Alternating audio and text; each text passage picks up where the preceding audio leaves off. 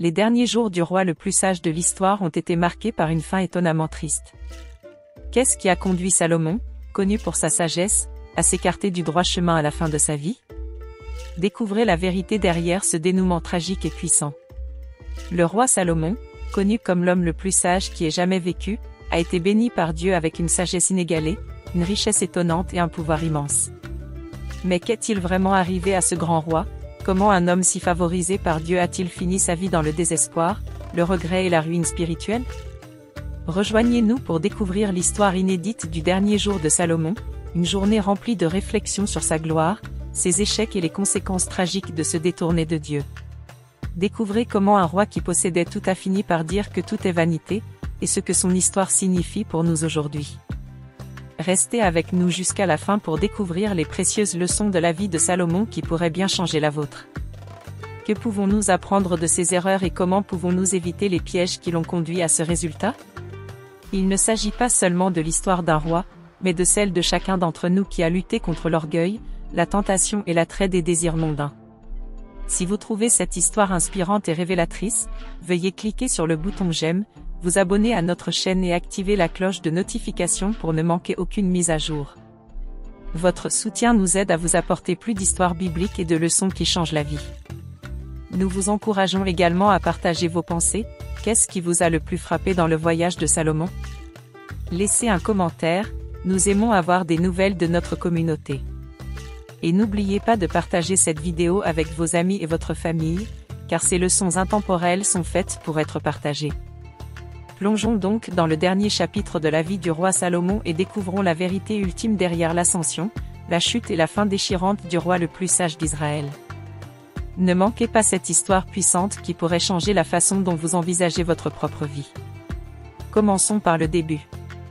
Le roi Salomon a commencé son règne avec une promesse incroyable.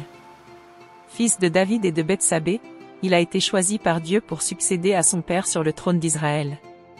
Dès le début, la vie de Salomon a été marquée par la grâce et la direction divine. Dans le premier livre des rois, chapitre 3, verset 5, nous lisons que le Seigneur est apparu à Salomon dans un rêve à Gabaon et lui a dit « Demande ce que tu veux, et je te le donnerai. » En réponse, Salomon a demandé quelque chose qui définirait son héritage. Il n'a pas demandé la richesse, une longue vie ou la mort de ses ennemis. Au contraire, dans le premier livre des rois, chapitre 3, verset 9, Salomon a humblement demandé que Dieu donne à son serviteur un cœur intelligent pour juger son peuple et discerner entre le bien et le mal, car qui pourra gouverner ce grand peuple qui est le vôtre? Dieu s'est montré très satisfait de la demande de Salomon. Dans le premier livre des rois, chapitre 3, verset octobre 2014, Dieu accorde à Salomon non seulement une sagesse inégalée, mais lui promet aussi richesse, honneur et longue vie, à condition que Salomon reste fidèle aux commandements de Dieu.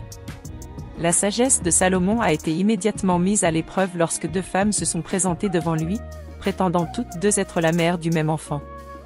Ce fait, relaté dans le premier livre des rois, chapitre 3, versets 16 à 28, montre la sagesse accordée par Dieu à Salomon. Il lui propose de partager l'enfant en deux, sachant que la vraie mère préférerait renoncer à sa prétention plutôt que de voir son fils mort.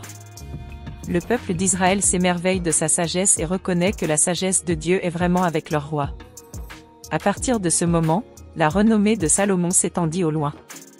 Dans le premier livre des rois, chapitre 4, versets 29 à 30, il est écrit « Dieu donna à Salomon une très grande sagesse et une très grande intelligence, et une largeur de cœur comme le sable qui est sur le bord de la mer. » Sa sagesse surpassait celle de tous les Orientaux et de tous les Égyptiens. Selon le premier livre des rois, chapitre 4, verset 32, Salomon a écrit 3000 proverbes et plus d'1 millier de chants, qui traitent de la vie, de la nature, de la direction et de la foi. La sagesse de Salomon a attiré l'attention de la reine de Saba, un puissant monarque qui a parcouru une grande distance pour tester sa sagesse en lui posant des questions difficiles. Dans le premier livre des rois, chapitre 10, versets 6 à 7, elle déclare « La vérité est ce que j'ai entendu dire dans mon pays sur toi et ta sagesse, mais je ne l'ai pas cru jusqu'à ce que j'arrive et que mes yeux voient que l'on ne m'a pas dit la moitié de la grandeur de ta sagesse et de ta bonté, car la renommée que j'avais entendue n'était que la partie émergée de l'iceberg. » Cette rencontre montre clairement que la bénédiction de Dieu sur Salomon n'était pas seulement personnelle, mais qu'elle témoignait aussi de la faveur de Dieu sur Israël. Mais la réalisation la plus importante de Salomon a été la construction du temple à Jérusalem, une tâche que son père David avait longtemps souhaité accomplir.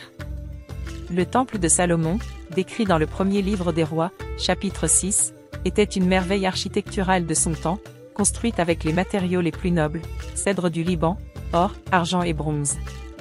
Il a fallu 7 ans pour l'achever et il était le centre spirituel d'Israël, un lieu où la présence de Dieu habitait parmi son peuple. Premier livre des rois, chapitres 8 et 9. Lorsque le temple a été achevé, Salomon a conduit la nation dans une puissante prière de dédicace. Dans le premier livre des rois, chapitres 8 et 9, versets 22 à 53, il a prié en reconnaissant la grandeur de Dieu et en lui demandant d'entendre les prières de son peuple. La prière sincère de Salomon est résumée dans le premier livre des rois, chapitre 8, verset 23, « Seigneur Dieu d'Israël, il n'y a pas de Dieu comme toi, ni dans les cieux en haut, ni sur la terre en bas, qui garde l'alliance et la miséricorde avec tes serviteurs qui marchent devant toi de tout leur cœur. » Si vous aimez mon histoire, cliquez sur « J'aime » maintenant et aidez ce message à atteindre plus de gens, créons ensemble une chaîne de connaissances. Sous le règne de Salomon, Israël a atteint des niveaux de richesse, de puissance et d'influence sans précédent. Le royaume de Salomon était un phare de prospérité qui attirait des marchands, des érudits et des dirigeants de tous les coins du monde antique. Comme le rapporte le premier livre des rois, chapitre 10, versets 23 à 24, le roi Salomon était plus riche et plus sage que tous les rois de la terre. Toute la terre cherchait à voir Salomon pour entendre la sagesse que Dieu avait mise dans son cœur.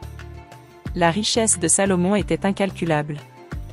Il contrôlait les routes commerciales reliant l'Égypte à la Mésopotamie, et tous les 3 ans, sa flotte de navires revenait chargée de trésors, démontrant ainsi son immense influence. Dans le premier livre des rois, chapitre 10, verset 14, il est mentionné que le revenu annuel en or de Salomon était de 666 talents, ce qui représentait plus de 25 tonnes d'or par an. Le trône de Salomon ne ressemblait à aucun autre. Décrit dans le premier livre des rois, chapitre 10, versets 18 à 20, il était fait d'ivoire et recouvert d'or pur, avec 6 marches, chacune flanquée de 12 lions, un de chaque côté. C'était le symbole de sa puissance incomparable et il n'y avait rien de tel dans aucun autre royaume. Le luxe s'étendait au-delà du palais. Dans le premier livre des rois, chapitre 10, verset 21, il est mentionné que tous les ustensiles du roi Salomon étaient en or et que tous les plats de la maison de la forêt du Liban étaient également en or pur. Il n'y avait pas d'argent à l'époque de Salomon. Cela illustre l'abondance et l'opulence de son règne, où même l'argent était considéré comme commun et sans valeur. Cependant, cette immense richesse s'accompagnait de tentations. Le pouvoir et l'influence de Salomon l'ont amené à former des alliances avec les nations voisines, souvent scellées par un mariage. La Bible nous apprend dans le premier livre des rois, chapitre 11, versets 1 à 2, que Salomon aimait beaucoup de femmes étrangères, notamment des Moabites, des Ammonites, des Édomites, des Sidoniennes et des Hittites, nations avec lesquelles le Seigneur avait averti Israël de ne pas s'unir par le mariage, car elles ne manqueraient pas de tourner leur cœur vers d'autres dieux. Salomon a pris ces avertissements à la légère. Il eut 700 femmes, des princesses et 300 concubines, premier livre des rois, chapitre 11, verset 3. Ces mariages étaient plus que de simples alliances politiques, ils constituaient une violation directe du commandement de Dieu dans le Deutéronome, chapitre 17, verset 17, qui stipule que le roi ne doit pas prendre beaucoup de femmes, de peur que son cœur ne soit détourné. À mesure que le règne de Salomon progressait, l'influence de ses épouses étrangères commençait à affecter sérieusement sa vie spirituelle. La Bible nous dit dans le premier livre des rois, chapitre 11, verset 4, que lorsque Salomon fut vieux, ses femmes tournèrent son cœur vers d'autres dieux et son cœur n'était pas parfait pour adorer son Dieu, comme le cœur de David, son père. Malgré toute la sagesse que Dieu lui avait donnée, Salomon a laissé son amour pour ses femmes éclipser sa dévotion au Dieu d'Israël. La désobéissance de Salomon s'est manifestée par la construction de hauts lieux et d'autels sur des terrains élevés où il a sacrifié à des dieux étrangers. Il construisit des autels à Ashtaroth, la déesse des Sidoniens, une divinité associée à la fertilité et à la sensualité, en opposition flagrante avec la sainteté de Dieu. Premier livre des rois, chapitre 11, verset 5.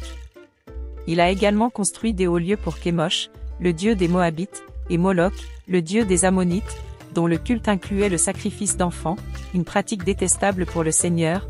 Premier livre des rois, chapitres 11 et 12. Ces actions n'étaient pas simplement des actes d'acceptation culturelle. Elles constituaient une violation directe des commandements de Dieu. Dans le Deutéronome, chapitre 12, versets 2 et 3, Dieu avait spécifiquement ordonné aux Israélites de détruire tous les hauts lieux consacrés à d'autres dieux, mais de ne pas en construire de nouveaux. Par conséquent, les actions de Salomon constituaient une désobéissance flagrante aux commandements clairs de Dieu. L'ironie tragique de l'histoire de Salomon est que la sagesse qu'il avait demandée pour discerner entre le bien et le mal était maintenant éclipsée par ses compromis moraux. Il s'est empêtré dans l'idolâtrie, une pratique contre laquelle Dieu avait mis Israël en garde depuis l'époque de Moïse. Dans le Deutéronome, chapitre 7, versets 3 et 4, Dieu avait ordonné « Tu ne te marieras point avec eux, tu ne donneras point ta fille à leur fils, et tu ne prendras point leur fille pour ton fils, car ils détourneront ton fils de moi, et ils serviront d'autres dieux. » Malgré ces avertissements clairs, le cœur de Salomon s'est égaré. Sa loyauté divisée contraste fortement avec celle de son père David, qui, malgré ses propres erreurs, est resté fidèle à Dieu. La colère de Dieu à l'égard de Salomon n'était pas cachée. Le Seigneur était apparu à Salomon à 2 reprises, d'abord à Gabaon puis à Jérusalem, réaffirmant son alliance et l'avertissant de marcher fidèlement. Dans le premier livre des rois, chapitre 9, versets 6 à 7, Dieu avait encore dit « Si toi et tes enfants vous vous détournez de moi, si vous n'observez pas les commandements et les lois que je vous ai donnés, et si vous allez servir d'autres dieux et vous prosterner devant eux, je retrancherai Israël du pays que je lui ai donné. » Malgré ces avertissements, le cœur de Salomon s'est endurci. Il continua à construire des sanctuaires et à se livrer à un culte idolâtre. Le premier livre des rois, chapitre 11, verset septembre 2010, rapporte la réponse de Dieu. L'Éternel fut irrité contre Salomon parce qu'il avait détourné son cœur de l'Éternel, le Dieu d'Israël, qui lui était apparu 2 fois et lui avait ordonné de ne pas suivre d'autres dieux, mais il n'observa pas ce que l'Éternel lui avait ordonné. Le départ tragique de Salomon doit servir d'avertissement. L'homme qui avait tout, la sagesse, la richesse et la faveur divine, a laissé son cœur se laisser séduire par l'attrait des dieux étrangers et l'influence de ceux qui l'entouraient. Il a échangé sa dévotion à Dieu contre l'acceptation de ses femmes et des idoles qu'elle adorait. Le Dieu qui avait béni Salomon si abondamment prononçait maintenant un jugement sévère à son égard. Dans le premier livre des rois, chapitre 11, verset 11, le Seigneur déclare « Parce que cette chose t'est arrivée, et que tu n'as pas gardé mon alliance et les lois que je t'avais prescrites, je t'arracherai le royaume, et je le donnerai à ton serviteur. » Cette prophétie a marqué le début de la fin du royaume uni d'Israël. Le royaume autrefois glorieux, que Salomon avait construit avec la bénédiction de Dieu, se dirigeait vers la division, les conflits et les querelles. Le jugement de Dieu a été rapide et décisif, mais aussi miséricordieux. Par amour pour David, le père de Salomon, Dieu ne lui a pas retiré le royaume de son vivant. Au contraire, tout le poids des conséquences retombera sur son fils Roboam, premier livre des rois, chapitres 11 et 12, verset décembre 2013. Le jugement de Dieu était une conséquence directe de l'infidélité de Salomon. Bien que Salomon ait été choisi par Dieu, son cœur s'était trop égaré. Dans le premier livre des rois, chapitre 11, versets 29 à 31, nous en voyons une puissante illustration lorsque le prophète Achaz rencontre Jéroboam, l'un des officiers de Salomon, qui s'est enfui de Jérusalem.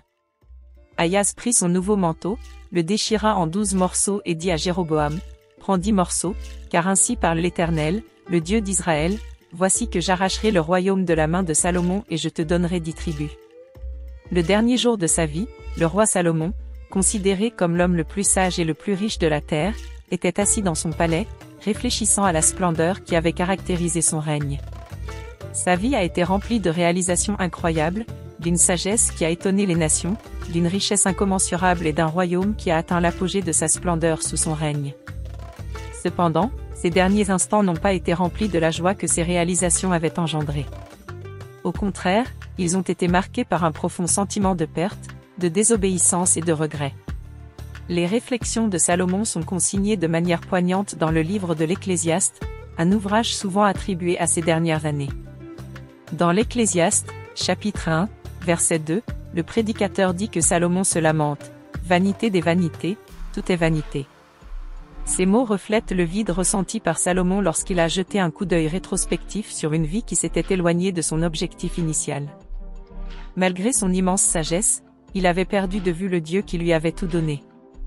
Assis dans son palais, Salomon se remémore les années écoulées. Il se souvient du jour où il a consacré le temple, une structure grandiose et sacrée construite pour honorer le Seigneur, comme le raconte le premier livre des rois.